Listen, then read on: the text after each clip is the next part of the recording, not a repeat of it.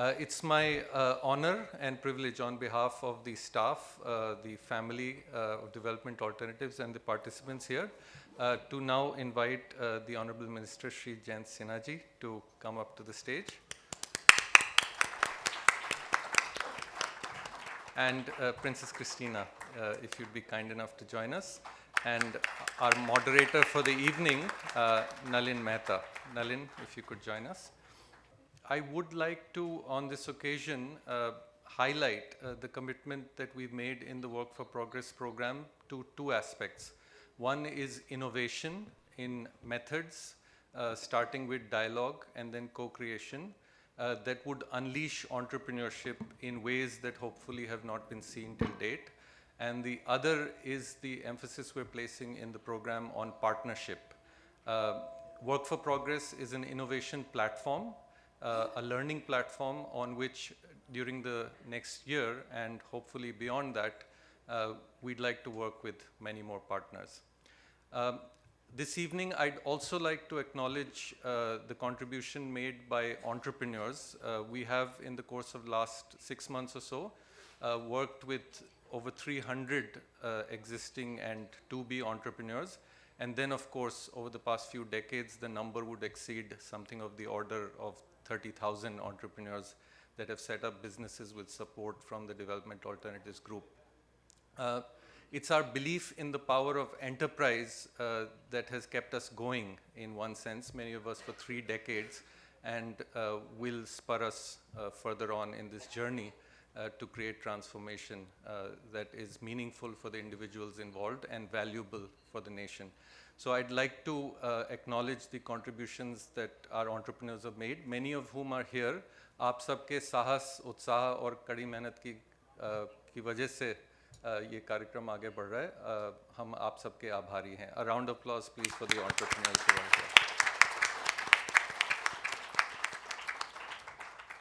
And with those words, may I hand over to you, Nalin, to carry us through the evening. Thank you so much.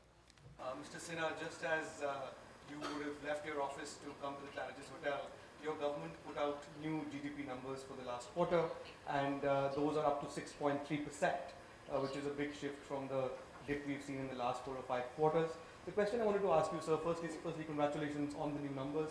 But what do these numbers mean for the kinds of people we saw in the video just now, and for the real problem that your government is facing of jobless growth, the kind of problem you always attacked the opposition for when they were in power?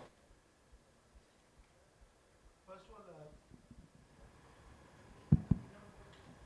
thank you very much, first of all, for having me here, and thank you, Ashok and Your Highness, for giving me an opportunity to interact with you on this vitally important topic. I'm very glad we have a chance to engage in dialogue on these matters, because I think the central topic, the central challenge of our times is creating good jobs for our people, whether that is in the West, in developed countries, or in India. That is really the central challenge of our times. So I'm very appreciative of what you all are doing in this regard, and I had a chance, of course, to listen to what you all are doing with Tara Hub. And Ashok, I must compliment you on a very innovative initiative in that regard, because I think those rural enterprise centers are a very good way of engendering entrepreneurship and giving people an opportunity to enhance their income generation potential. So those are just my overall remarks, but let me come to the question that you posed, which is, what do the GDP growth numbers mean, and what do they specifically mean as far as jobs are concerned? As far as the GDP growth numbers are concerned, I have been saying for quite a while that our economy is shifting gears. We are going from 3rd gear to 4th gear, and every time you shift gears in a car, the car slows down a little bit and then picks up momentum and goes into a higher gear and moves faster. We've put into the economy some very fundamental structural reforms. Obviously, GST, demonetization, the bankruptcy code, all the things we're doing in infrastructure, in social security. These are very fundamental structural reforms that are now underway as far as India is concerned. They were necessary and essential for our ongoing growth. And obviously, when those structural reforms move through the system, we do have a situation where the economy can slow down a little bit before it picks up speed again. And that's really the process that we've just seen. That's at the macro level. But of course, as you correctly pointed out, when we talk about the macro level, it is of less importance to the people on the ground, the people I represent as a Lok Sabha member of parliament from Hazaribagh in Jharkhand, where the stories that people were relating on video are the stories that I know well and I deal with every day. For those people, the macro numbers, what's happening in Delhi or Mumbai are of much less importance. What's much more important is, have the rains been good so that I have got a good crop? And when I get a good crop, am I able to sell it at a remunerative price to a fair procurement agency, whether it's a PAC, whether it is FCI? What are the traders buying those crops at? Am I able to supplement my income with the kinds of opportunities we saw on the video, which is selling vegetables, selling spices, doing cultivation of fruits, of hens, of fish, those kinds of supplemental sources of income. And so what we have to be able to do, and I'm very glad that with Tara Hub, you're looking at those kinds of opportunities, is for the vast number of our people that are in rural areas that are looking for supplemental income, that we are finding those kinds of sources and we are providing those kinds of skills and opportunities to be able to unlock those supplemental income generating opportunities. And of course, when millions and millions and millions of people across India do that and are able to enhance and generate more resources that way, obviously GDP will grow as well. But really we have to work it at the grassroots level, at a bottoms-up level, before we celebrate anything at the macro level. That really is what our government is also focused on as well. Certainly we are hoping to see it in the numbers, but much more importantly, we want to see it in the day-to-day lives of our people. I'll conclude by saying the following. Ladies and gentlemen, we are on track today. And certainly by 2022 we will achieve this, but we may even achieve this sooner. That in every village in this country, in every district in this country, we can say to every family in this country, you will have a pakka house, that is, you'll have a house made of bricks, not mud. You will have electricity. You will have a gas cylinder to cook your food. You will have a toilet. You will have a bank account, and you will have a pakka road, that is an all-weather road that will link your village to the nearest city. These are the kinds of promises that we are making to the people of India. And I'm very pleased to say, ladies and gentlemen, and I know it firsthand because this is where I spend my life, we are fulfilling those promises for the people of India, and that's how we are giving them a better life. And obviously, we need to now supplement that with additional sources of income and other ways in which they can improve their lives. Thank you, Mr. Sinha. And we will come back to the question of the record, your record in terms of job creation vis-a-vis the back end that has been re-engineered, as you pointed out. But let me ask Dr. Khosla, sir, roughly most people agree, most experts agree that we need to create something like 11 to 12 million jobs a year to, in terms of our demographic needs. Where, from your experience, where are these jobs going to be created, and how is the job market really shifting as you see it? There are several time horizons I think you need to look at in order to answer a question like that. The immediate need for creating these 12 to 15 million jobs per year, which are desperately needed to just keep society together, have to be in areas that are familiar to us. Construction is a very big employer. You need to train large numbers of people. If everybody's going to have a decent house, you need a lot of construction, plumbers, masons, etc. So there are going to be jobs in areas that are off-farm and in areas that have very large employment-creating potential, like road building, construction, etc. In the long run, one has to recognize that we're running into a problem also of resources. It's not just people. People need the jobs, and we've got to do everything we can within a foreseeable future to put everybody into a decent, meaningful, remunerative job. But in doing so, if you're going to wipe out all the topsoil making bricks, if you're going to end up by destroying all the rivers by over-pumping water, if you're going to destroy the forests because you need fuel, etc., then the next generation is going to pay a pretty heavy price. So I think it's a much more complex issue than just simply creating jobs. The kind of jobs that you're going to need to create have to be thoughtfully based on sustainable jobs, sustainable livelihoods, which can go on forever because the productivity of the land and its resources is not destroyed in the process of creating the jobs. So what we need to do is to design our systems for entrepreneurs as well as for government programs and indeed civil society to come together and say, look, we are going to fulfill the earliest possible goal of creating full employment, as much as full employment can be, but also we're going to use that to regenerate the resources. There are very large numbers of jobs needed for recreating forests, for bringing back the water systems. We work in Bundelkhand, and the Bundelas 400 years ago had developed all these incredible water harvesting structures from which we learned a lot. And these are labor-intensive jobs which are also extremely good from the point of view of rejuvenating the environmental resource base.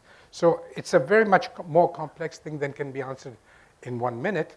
But I think the ingredients of that decision, that decision series, which will lead to jobs not only for us, but our children and grandchildren, is going to have to take a lot of these issues into account. Well, journalists have a habit of asking 1 minute soundbite questions. So, Princess Chirstina, if I can turn to you. I mean, of course, the scale of India is, and the scale of the issue in India for employment and jobs is so high. But what has your experience been of the Caixa Foundation globally as far as this issue is concerned, and your experiences in India particularly?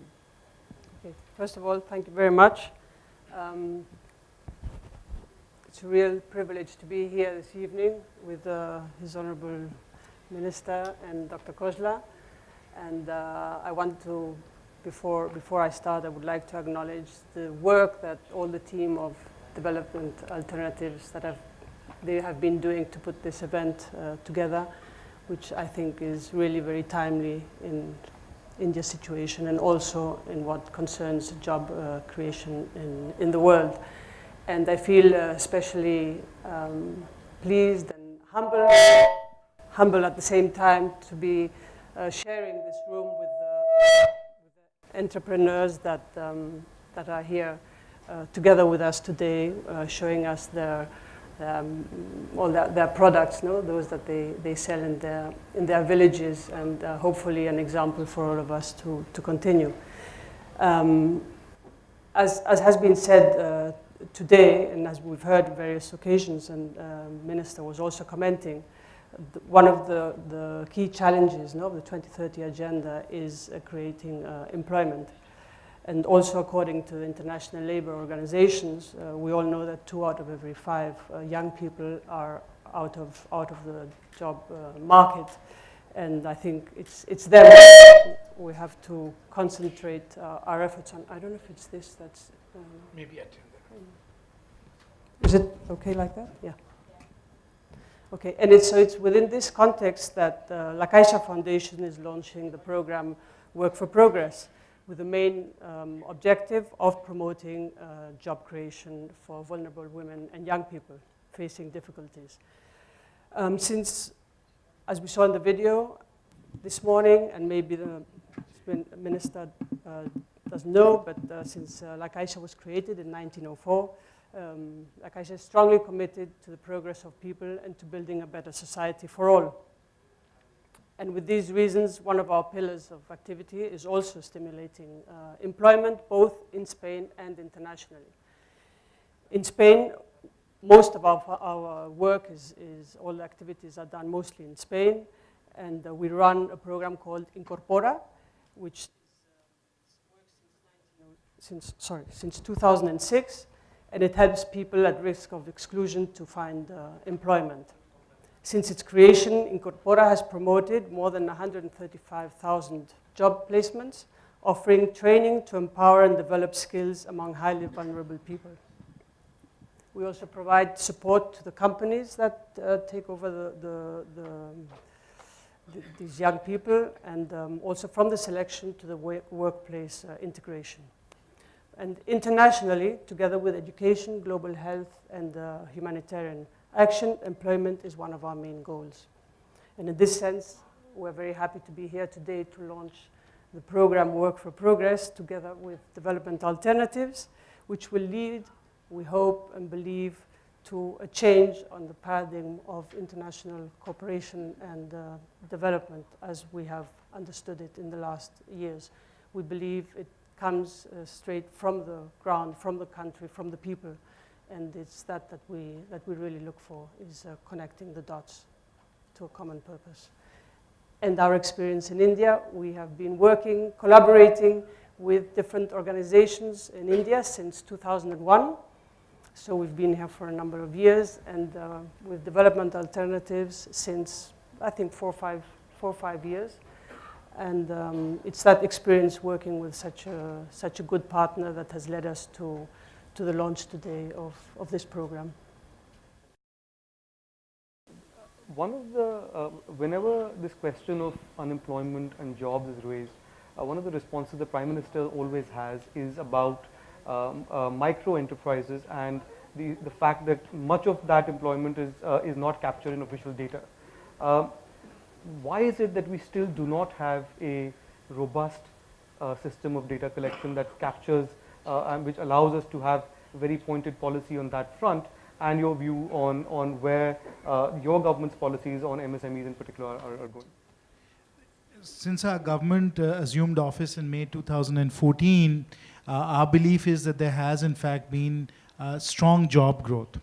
And the reason that we are able to say that is because when we look at a variety of indicators, such as, for example, the loans that have been given out through Mudra, which is a micro loan program, which have been given to some 8 crore people.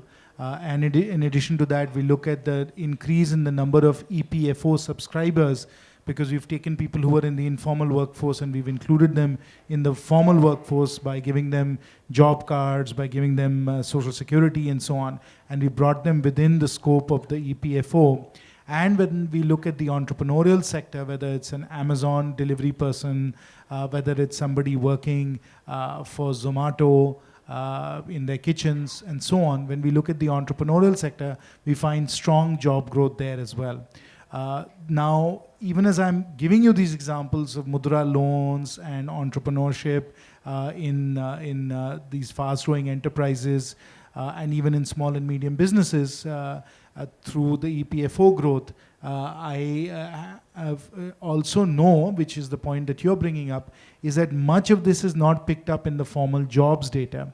And as you also know, there is a effort underway which was kicked off by Dr. Panagaria, who was vice chair of Niti Aayog, to actually formalize our job creation data across these other sectors, not just the organized sector as it's done right now, but these other sectors, the micro-entrepreneurship sector, the informal sector, as well as the entrepreneurial sector, along with the organized sector, and really be able to pull all of that together so that we have a much more accurate picture on what's happening with jobs. That effort is underway, obviously, given the scale and scope of India and the fact that we are looking at sectors that have not been looked at previously. This effort will take some time. The expectation is that by next year, not 2018, but towards the end of 2018, early 2019, we will have that data collection effort fully completed, and we'll be able to give a much truer picture of what has been happening with jobs. In your experience, as far as the MSME sector is concerned, and there has been a concerted push, at least the central level, on that, with some coordination with states in the last 2 or 3 years.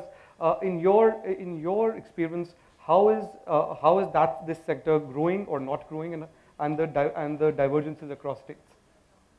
In absolute terms, of course, it must be growing because the population is growing and the economy is growing. But in relative terms, I think partly because of the recent movement towards formalizing the informal sector, I suppose you would say that it's going down because many of them are becoming more and more formal. But in terms of sort of size and magnitude rather than operational culture, I would say that the MSME businesses still account for whatever 80%. But that's true in every country. It's true in Germany, it's true in Japan, it's true in Spain or in the US. A very large part of the production of most economies depends on very small enterprises. And in India, that's going to continue to be true, and it's not a bad thing, as long as they can get the kind of security and the kind of services and infrastructure that makes it possible for them to compete. Essentially, the issue is one of producing services and goods that can compete in the market by small and marginalized peripheral actors. And I think that's happening. That's, it's the policy of government to do that, and it's certainly the effort of NGOs and civil society. Dr. Rajesh Tandon is here.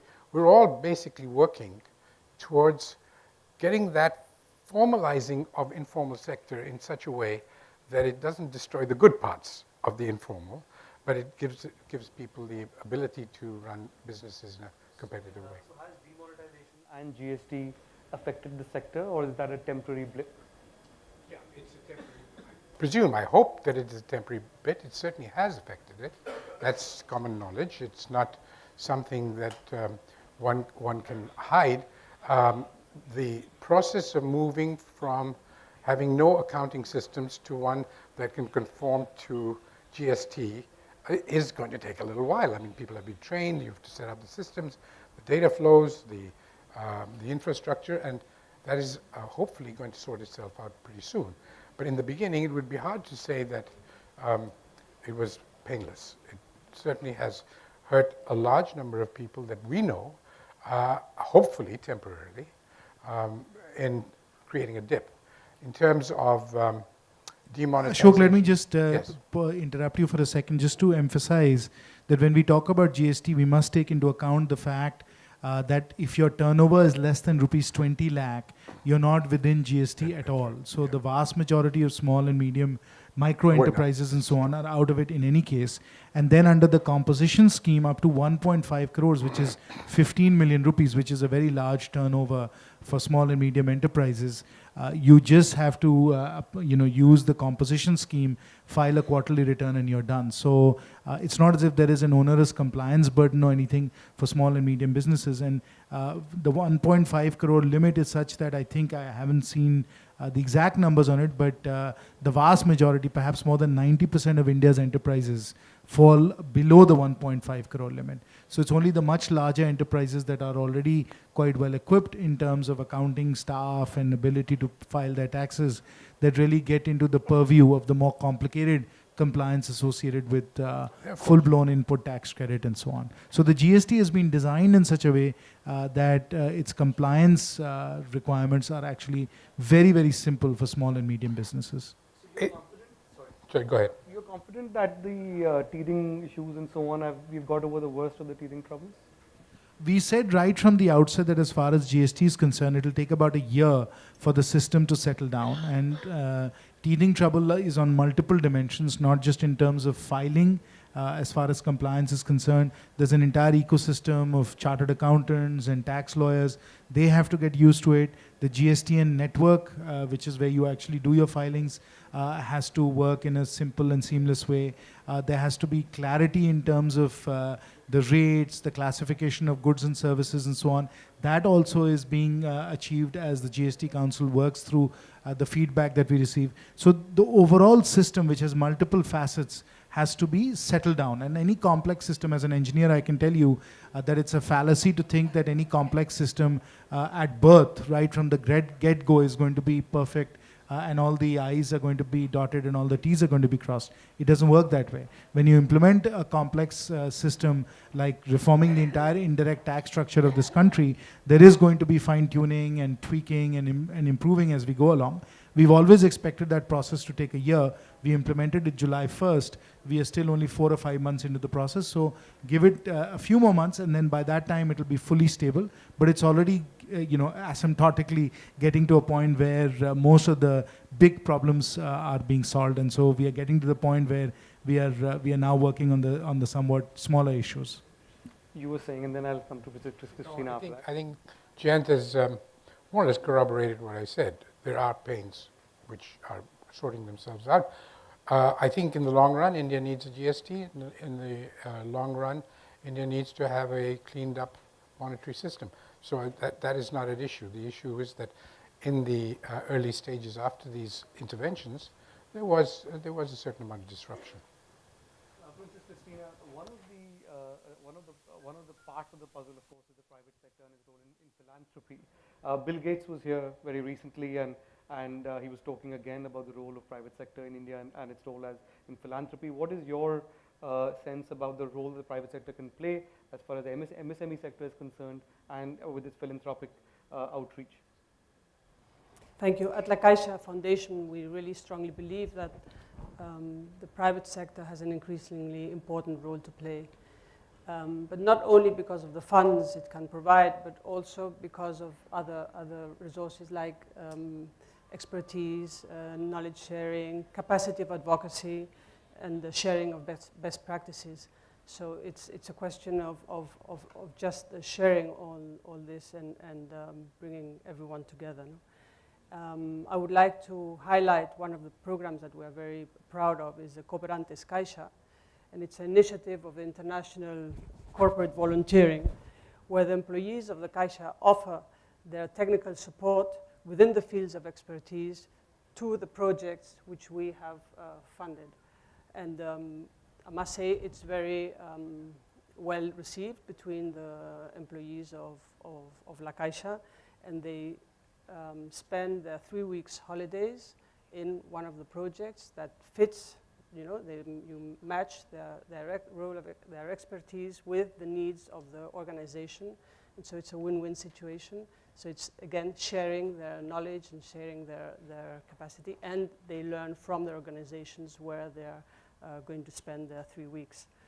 Another example is the Business Alliance for Child Vaccination, also promoted by La Caixa Foundation, which offers companies and individuals, clients of Caixa Bank, the opportunity to collaborate against the fight against child mortality. And through the funding of the delivery of the pneumococcal vaccine in Mozambique, in this program we developed with Gavi the Vaccine Alliance.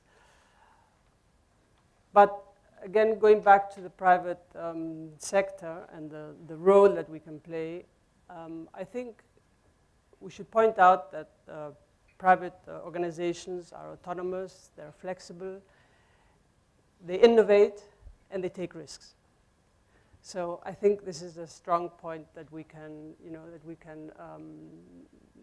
develop, and this is very relevant to promote partnerships.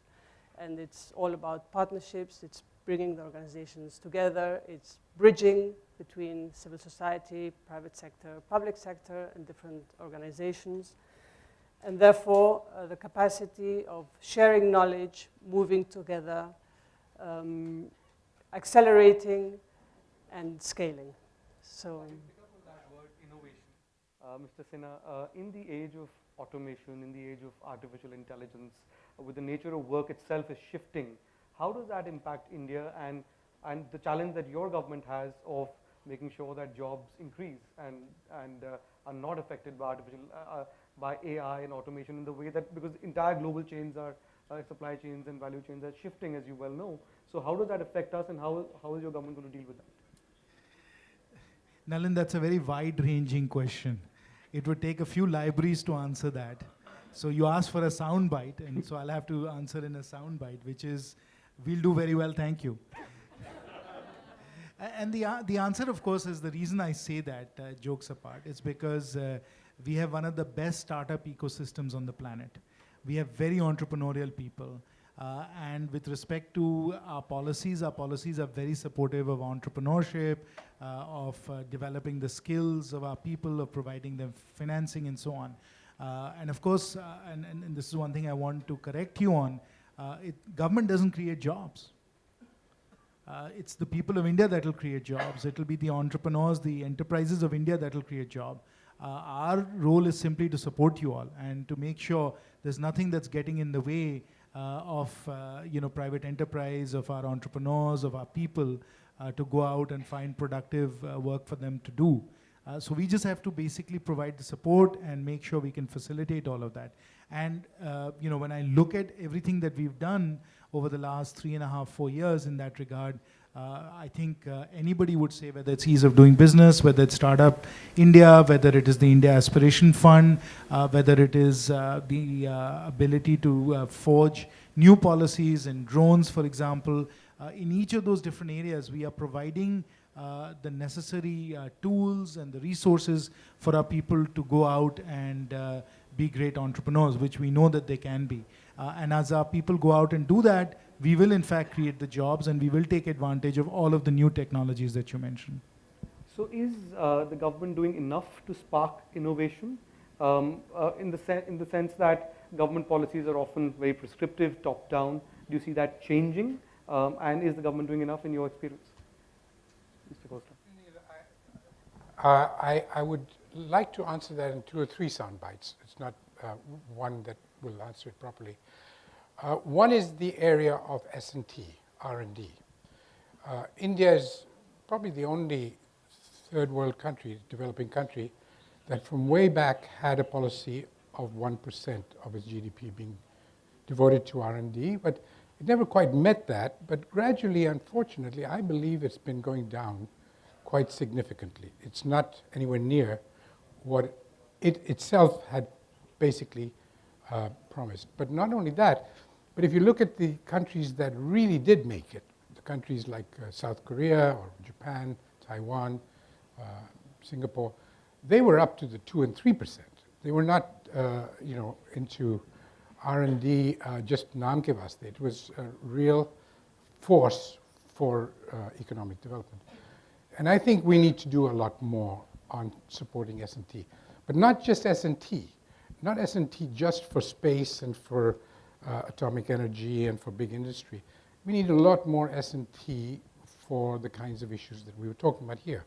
S&T that would pay off hugely in terms of fulfilling basic needs of people, of improving our farming systems, and of generally creating possibilities for entrepreneurship to open new markets of various types.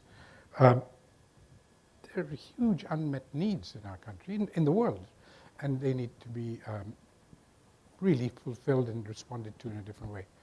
I mentioned the whole area, which is really almost unknown territory. It's off the radar screen in most countries, which is creating a milieu, an environment in which the environment becomes the subject of creating jobs and livelihoods, because we have a very degraded environment and it's got to be brought back.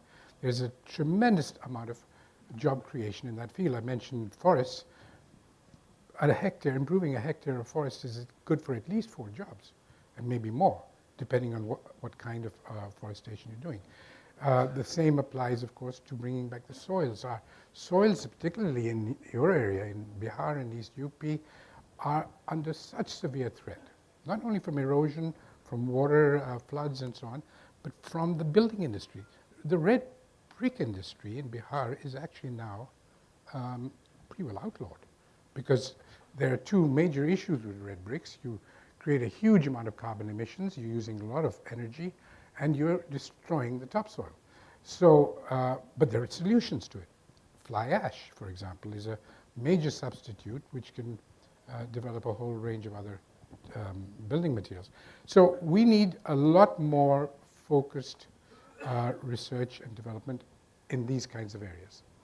I would say that the other things that can be done much more strongly is being able to make the small and remote businesses able to do the things that they're best at doing and feed them into the mainstream economy, which I don't think has been adequately addressed. We need to do a lot more because we find a lot of gaps in that when we're working in the field. How do you bridge the gap between high-minded policy in Delhi and what's actually happening at the last mile? I'm a last mile person, even though I do spend some time in Delhi as well. And I can tell you that the focus very much is delivery at the grassroots. And like I said, whether it is the essential facilities, a house, electricity, water, or whether it is job creation opportunities, income generating opportunities, those are precisely the topics and areas that we are focused on right now.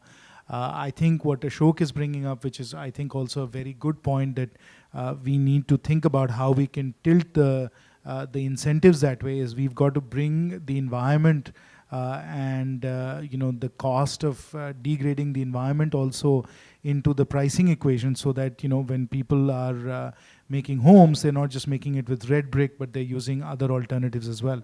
So part of what we have to do is to be able to find ways in which we can price those externalities and ensure that people are appropriately responding to those prices. Because again, as I said, government can just create the framework, it can just be a facilitator, but really with 1 billion people, we have to ensure that their actions are guided in the right ways. And that's where the policy part comes in. In terms of a comparative perspective, what are the kind of innovative elements that inform the Caixa Foundation's work, and how do you see that when you look at what's happening in India? Well, we have experience from a few years of in doing international development, but in the past years, a new strategic plan of La Caixa Banking Foundation has been approved. So we've adapted our framework to the basic lines of this strategic plan. And basically, it talks about concentrating the programs in certain areas to have more of an impact and to give visibility and share best practices between ones and the others. No? So we aim to connect the networks, we aim to share what we learn from the different programs that we're going to develop, because this, as was said, this program is going to be developed, work for progress in India, but also in Peru and Mozambique. So the idea is to learn from the different networks, their methodologies, share ones with the others, share their knowledge, share their experiences, and communicate and grow together. So it's a process of learning by doing. No? Mr. Sinha, when in his first Independence Day speech, the Prime Minister spoke about how in Delhi he encountered different government departments at war with themselves. I'm just paraphrasing. So that's in terms of different departments or ministries having different priorities and many of them not meeting. So after 3.5 years, as far as the question of jobs and work is concerned, to what extent have you been able to overcome the challenges of competing interests, competing fiefdoms within the government itself, and to bring it towards one converged aim? Not just the government, but all of India is working as a Team India, to ensure a better quality of life for all of our people, and that starts obviously with creating high quality jobs. So that is something that we are singularly focused on, of course. But again, as I said, our job is to create the framework so that all of you can go out and be successful and create jobs and create opportunities for our people. So it really is, as I said, a partnership, a team that we have to work. And I think we all should collectively feel very good about the fact that we are in fact working as a team and we are making that happen right now. Answer, but you asked a media question, you'll get a politician's answer. Well, that's the nature of the soundbite. Dr. Khosla, in terms of, are you seeing... You want me to add to that? Yes, please, before I ask you the next question. Well, from a civil society point of view, I don't think we've got the team we need. I think Jayant is right, that the intention is there to have everyone pulling in the same direction, and God, the country needs that. It is a privilege to be an Indian citizen, and I think most Indian citizens would like to live in the kind of world that the government wishes to bring about. But I'm afraid the silos do exist. Silos don't just exist among sectors in the economy, sectors in the government, Silos, we see them all the time. Ministries, they do meet in the cabinet meeting, but there's a fair amount to be done to improve the communication between different ministries. But the other sectors, the social sectors, the civil society, for example, doesn't today feel a part of that team. To be truthful, if you ask any civil society person today whether they are able to have the confidence of going to government and being able to convince them to at least listen to their viewpoint, it's pretty difficult at the moment. It's been easier at times, it's been more difficult in the past. We've had 70 years of history, and I can say that out of half of that, I've known civil society being quite useful and contributing to national development. Right now, I'm afraid that is not true. So I do want to just put that on the table. I mean, you know, the government's viewpoint may well be more accurate than mine, but all I can say is I can reflect the viewpoints of the civil society people I work with, and they don't feel they're at the table. You just answered the question I was going to ask you, Mr. Sinha. The political dispensation may have changed, the intentions or the stated intentions may have changed, but the nature of the state remains the same. Your response to that? No, with all due respect to civil society, my own submission would be, and this is what I did in my own life, both as a private sector person and as someone who was a very major donor and investor to civil society organizations, is that the answers lie with you, not with the government. The government has, in the lives of the people whose videos that we saw, or the people who are there with their products and services, generally has a relatively small role to play. It's not a zero role, there is a role, and there are interfaces that can be problematic and so on. But by and large, most of what you have to do in civil society pertains to your own activities, your own innovation, your own entrepreneurship, and your own business models. So the answer lies with you, not necessarily with government. And in fact, I would urge you, Nalin, even as you ask these questions, to focus much less on government and what government can do, and focus much more on what we as entrepreneurs, as enterprises, as civil society can do to create good jobs at the grassroots level. As I said again, and I will repeat it, government can only facilitate. At the end of the day, it's up to us to come up with the innovations, to come up with the solutions, so that everything works really, really well. I'll just metaphorically, because you do want a soundbite, let me tell you a story. There's a story of a person who was taken to hell, and he was shown what hell was like. And in hell, he found that there were a bunch of people sitting around a soup pot. And in the soup pot, it was a very big pot, and they had very large spoons, and with those spoons, they were trying to feed themselves. But the spoons were very long, they were longer than their arms, so that they couldn't pick up the soup and feed themselves. So they were all very unhappy, and everybody was very hungry, and they'd been starving for eons. And that's what hell was like. And so then this person said, now that I've seen hell, show me what is heaven like. And he was taken to heaven, and he saw exactly the same scene, but everybody was satisfied, everybody was fully fed, and they were all feeling very good about themselves. And the answer was very simple. Instead of trying to feed themselves, they were feeding each other. And I think that's the kind of mindset we have to have in civil society and in the private sector, which is, let's work together to solve our problems. If there's something that we need to fix at a policy level, let's engage as stakeholders, and let's get those problems solved. And by and large, I'll say, whether it is this government or the previous government, good recommendations, good policy alternatives do get acted upon. May take a little while longer in sometimes, but by and large, they do get acted upon. I think the real challenge for us in India, as far as government is concerned, is not Delhi. It's actually the block development office. When you get right down to the district level, you get to the panchayats, you get to the block levels, that's where we have to do more to be able to get people to support our micro entrepreneurs and our people. That part is difficult to fix. That's a societal problem. It's not that one government in Delhi is going to change any of that, or one government in Ranchi or Patna is going to change all that.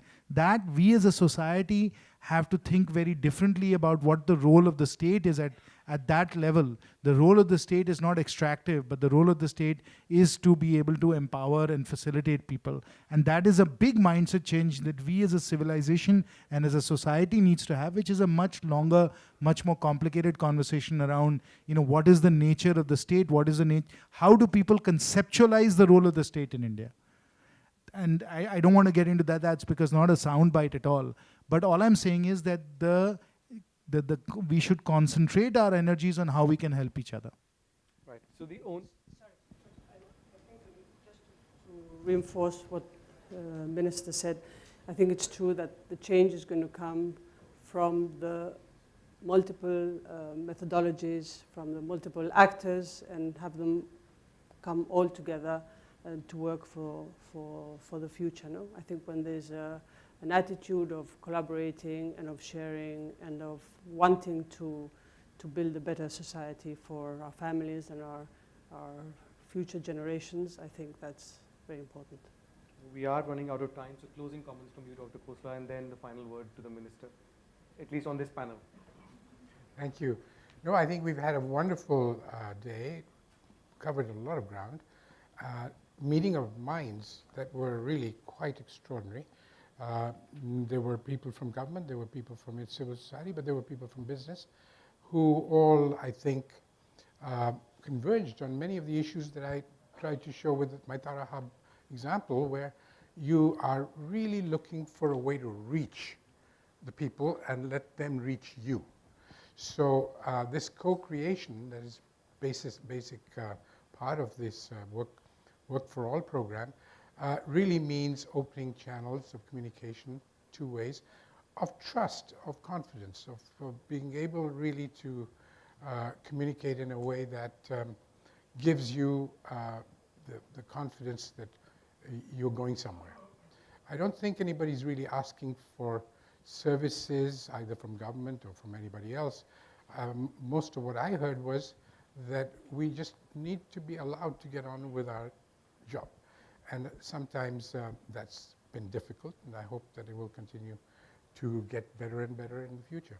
Thank you. Once again, let me compliment you all for this initiative and the work that the foundation is doing, the work that Development Alternatives is doing, the work that all of you are doing in terms of grassroots entrepreneurship and co-creation. That's really the way forward. And if all of you can work together, collaborate, come up with new solutions, innovative solutions, I think we as a country will progress very rapidly. And of course, as I've said earlier, and I'll reiterate, as government, we're here to support you, we're here to facilitate you, and we're here to make you very, very successful. Thank you very much.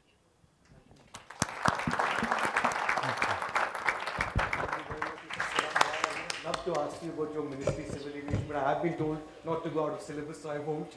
And thank you so much, Princess Chirstina and Dr. Khosla and Khosla. Thank you. A big round of applause, please. Thank you. We'll need you. Yeah. Thank you so much, Shri Jayant Sinha ji, Princess Chirstina, Dr. Khosla, and Nalin for that wonderful conversation. There is one order of business left, and I'd request your patience and understanding for another few minutes. We've been on a journey, as Kanika had described a bit earlier, and on this journey, there's been a period of intense dialogue with entrepreneurs across Uttar Pradesh that's already led to some innovation in terms of how people you saw in the video have set up enterprises. And we thought we'd put together these experiences in a document that on the one hand captures the journey thus far, but on the other will probably inspire people to take similar journeys and hopefully inform development action and policy measures in the days to come. And we'd like to therefore request our esteemed guests to unveil a monograph that we put together. The team here did a phenomenal job in putting it together, and they'd like to present the monograph to our guests. Yeah.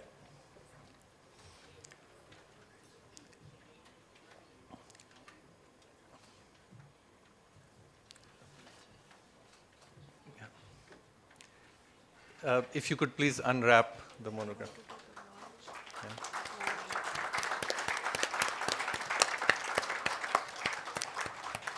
Yeah. The monograph is titled Jobs We Create. And the reason why we thought that would be an extremely apt title is that we progressed in the journey from just understanding the kind of jobs we want, as in people want, to discovering how people on the ground using their capacities are able to create jobs. So we commend to all of you this monograph, Jobs We Create. We are going to save a little bit of paper, but the monograph should be on most of your cell phones by now, because for those people whose email IDs we have, it's been transmitted in PDF so that you can look at it at leisure in the days to come. We'd welcome feedback. Thank you very much once again, Honorable Minister, Princess Chirstina, Dr. Khosla, and Nalin. Thank you. Oops, just do it down.